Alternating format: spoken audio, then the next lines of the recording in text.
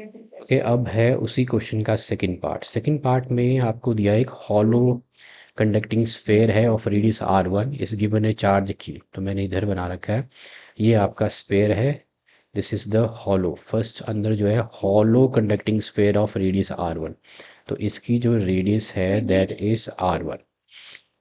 Okay, इस given है charge q, इसको आपने दे दिया charge q।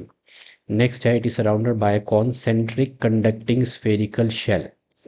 Concentric means centre सबका एक है, तो यहाँ पे सेंटर ये कॉन्सेंट्रिक कंडक्टिंग स्फेरिकल शेल है जिसकी इनर रेडियस है r2 और आउटर रेडियस है r3। तो इसकी जो इनर रेडियस है वो हमने ले ली r2 और आउटर रेडियस जो है शेल की वो है r3 मैंने ले ली इधर।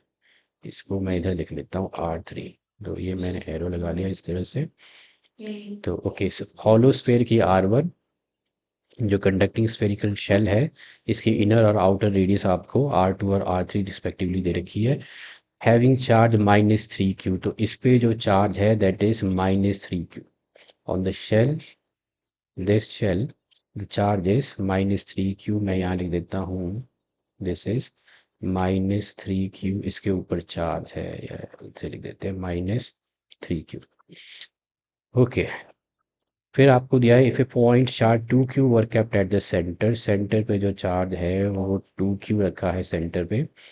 तो अब आपको फाइंड आउट करना है electric flux through a concentric spherical Gaussian surface of radius x for x is less than r1। Okay, तो अभी आपको एक एक कॉन्सेंट्रिक स्फेरिकल गॉसियन सरफेस है जिसकी रेडियस है x और x is less than r1 है। x is less than r1 ये है। इसका मतलब आपका जो गॉसियन स्फेरिकल सरफेस है, तो गॉसियन स्फेरिकल सरफेस मैंने बना लिया, देखो इधर, this is the Gaussian spherical surface जिसकी रेडियस रेडियस x और x is less than r1 है। तो इसकी रेडियस x है और ये r1 से कम है, r1 यहाँ तक है, तो this is x is less than r1। Okay, तो अब चलते हैं हम इलेक्ट्रिक फ्लक्स फाइंड आउट करते हैं। तो according to Gauss's law electric flux का फॉर्मूला रहता है, this is electric flux is equal to charge enclosed by epsilon naught. For पहले केस में जब x is less than r1 है, तो एनक्लोज चार्ज आपको फाइंड आउट करना है। तो इसमें जो एनक्लोज चार्ज जो है एट द एनक्लोज चार्ज जो है वो सेंटर वाला है।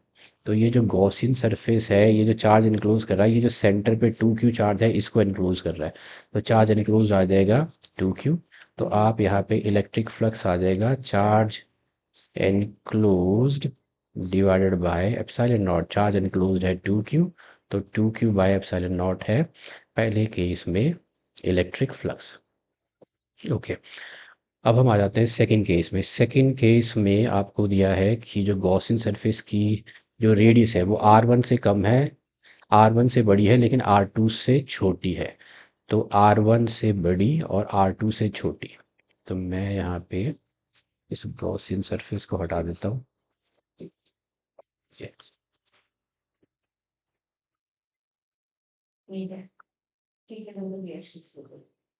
ओके, तो अभी जो है गॉसियन सरफेस की रेडियस जो है r1 से बड़ी और r2 से छोटी है, r1 से बड़ी और r2 से छोटी, तो गॉसियन सरफेस इधर है, r1 से बड़ी और r2 से छोटी, ये आपका गॉसियन सरफेस है।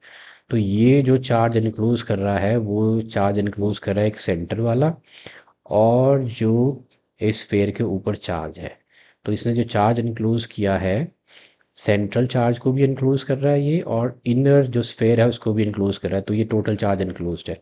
तो यहाँ पे इलेक्ट्रिक फ्लक्स आ जाएगा charge enclose divided by epsilon naught which is equal to q plus 2q by epsilon naught. ये है सेकंड केस में electric flux.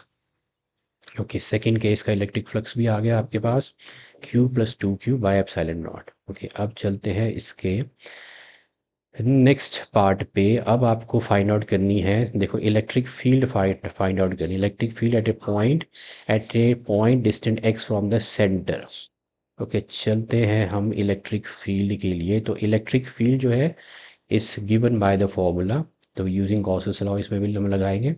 Is given by the formula, अगर आपको electric field at a distance x अगर find out करनी है for the Gaussian surface, तो electric field is equal to रहता है charge enclose 4 pi epsilon naught into x square. 4 pi epsilon naught को मैंने मान लिया k, तो k into charge enclosed by distance का स्क्वायर और the square of the radius. Okay, पहले केस में आपके पास जो है x जो है which is greater than r3 है, तो x is greater than r3। r3 आपकी ये थी आउटर जो रेडियस है स्फेरिकल शेल की, तो x जो डिस्टेंस है, तो गॉसियन सरफेस आपका बाहर है इधर, तो इसका मतलब ये सभी चार्ज को इंक्लूज करेगा, इसको भी और सेंट्रल चार्ज को भी। तो यहाँ पे जो चार्ज एनक्लोज्ड है वो आपका आ जाएगा central charge, charge on the sphere and charge on the conducting shell. 2q minus 3q हो जाएगा -q, तो ये चार्ज एनक्लोज्ड आ गया। तो electric field is equal to इस केस में आ जाएगी q into charge enclose divided by square of the distance here. तो इधर आ गया आपका q इंटू चार्ज एनक्लोज्ड है q माइनस q, अब स्क्वायर ऑफ द डिस्टेंस और x is greater than r3, जो भी डिस्टेंस है अभी यहाँ पे x जो है r3 से ग्रेटर है, तो उसको मैंने x ही रहने दिया यहाँ पे। तो k into Q minus Q by x square. Okay, second case में आपके पास जो डिस्टेंस जो है वो r1 से बड़ी है लेकिन r2 से छोटी है। r1 से बड़ी, तो r1, ये r1 है, inner radius of the sphere, r1 से बड़ी लेकिन r2 से छोटी, तो इधर ही है आपका। तो ये चार्ज एनक्लोज करेगा central and the charge on the sphere. तो यहाँ पे जो चार्ज एनक्लोज्ड है that is central charge 2q plus charge on the sphere. तो electric field is equal to हो जाएगा k into same formula charge enclosed by x square. Distance को हम एक्स स्क्वायर ही रहने देंगे क्योंकि वो बीच में है, तो हमें पता नहीं कितनी है, लेकिन ये कंडीशन हमने सेटअप कर रखी है x is greater then r1 but less than r2। तो इधर आ जाएगा k q plus 2q upon x square, this is the electric field k into Q plus 2q by x square. Okay, ये हो गया आपका। नेक्स्ट इसमें देखते हैं हम पार्ट थ्री में सरफेस चार्ज डेंसिटी निकालनी है on the inner surface of the sphere and. तो सरफेस चार्ज डेंसिटी मैंने बताया था इस केस में सरफेस चार्ज डेंसिटी जो है वो उसको हम डिनोट करते हैं सिग्मा से, that is equal to charge per unit area, इसको हम बोलते हैं charge per unit area. Okay, तो चलते हैं हम सरफेस चार्ज डेंसिटी का जो फॉर्मूला है that is the charge per unit area inner surface of the sphere. अब जो स्फेयर है देखो सबसे अंदर है स्फेयर और इस पे इसने चार्ज इनक्लोज कर रखा है 2 की, ये हॉलो है, तो इसके अंदर जो इलेक्ट्रिक फील्ड है 0। अब ये 0 कब होगी, जब ये इतना ही चार्ज जो है इनर यहाँ सरफेस पे इंड्यूस करेगा, मीन्स -2q।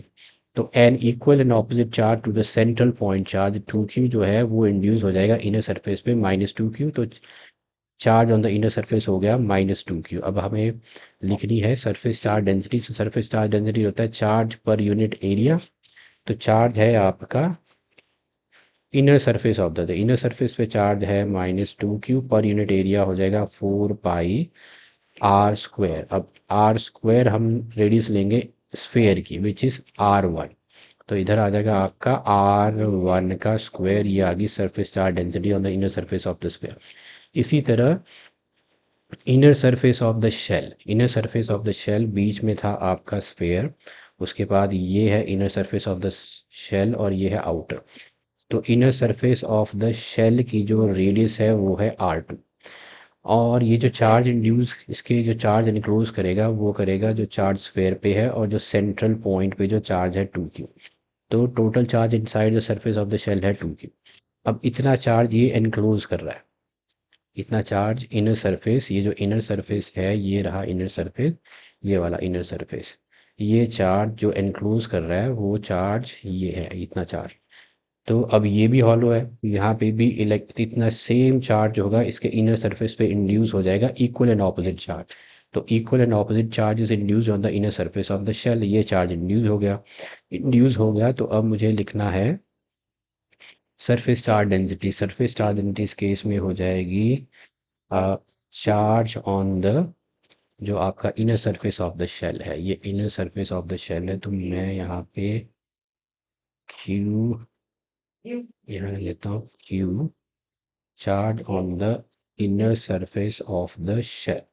तो charge on the inner shell induce divided by, अब जो डिस यहाँ पे इसका एरिया आ जाएगा 4 पाई r2 का स्क्वायर। तो चार्ज जो इंड्यूस हुआ है वो ये है -q+2q अपॉन 4 पाई r2 का स्क्वायर, ये होगी surface charge density on the inner surface of the shell. तो ये था 5 मार्कर में, जिसमें हमारे पास था ये question, hollow conducting sphere of radius r1। तो इस 5 मार्क्स में आपके पास 2 पार्ट्स हैं, ये सेकंड पार्ट और ये फर्स्ट पार्ट।